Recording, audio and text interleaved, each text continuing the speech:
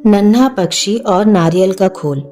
नन्हा पक्षी अपने नारियल के खोल से बने छोटे से घर में रहता था। एक दिन तेज बारिश शुरू हो गई। बूंदें टप टप करके नारियल के घर पर गिरने लगी, लेकिन पक्षी सुरक्षित था। बाहर का मौसम तूफानी था, पर नन्हा पक्षी का नारियल का घर मजबूत और आरामदायक था। वो खिड़की से बाहर की ओर देखता और मन ही मन सोचता रहा, सही घर कितना जरूरी है।